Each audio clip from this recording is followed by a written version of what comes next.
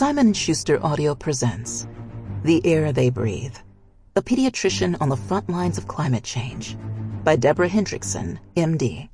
Read by Tusing.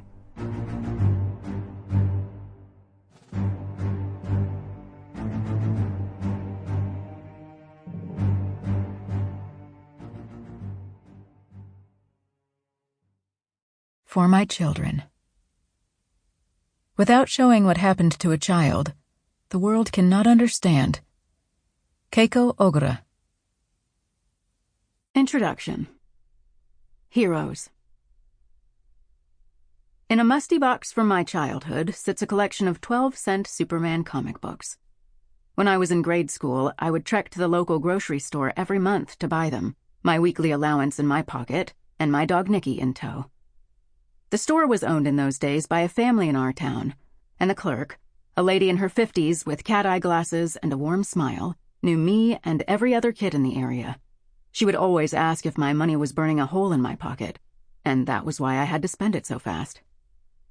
The comics are fragile now, ink fading, pages yellow and thin, but I remember their newness so clearly.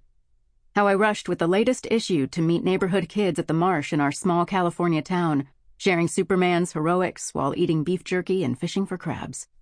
We would reenact our favorite stories with gusto, pinning towels to our shoulders as capes and leaping from rocks in flight. The boys always wanted me to play Lois Lane, but I never went along. By the time I got home, the comic book was mud-spattered, worn, and memorized cover to cover. We all knew this about Superman. He became a hero through tragedy. His scientist father tried valiantly to convince the Krypton Council that everyone on their planet was in mortal danger and needed to be saved from a doomed planet. It was no use. He was ridiculed, his warning ignored. To save their son, Superman's parents put him on a spaceship to Earth. Krypton exploded into millions of pieces. I could never have imagined, as a child, that in my lifetime, a parallel story would unfold on Earth. Dying worlds were for fiction.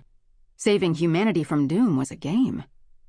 We took the permanence of our own planet, beautiful, enormous, and filled with life, for granted. We did not stop to think, when playing with the marsh's water bugs and snakes, pollywogs and herons, that each of these creatures is a miracle, or that our planet itself might be unique in all the universe. Who can imagine the end of the world? Nor did we notice. Sample complete. Ready to continue?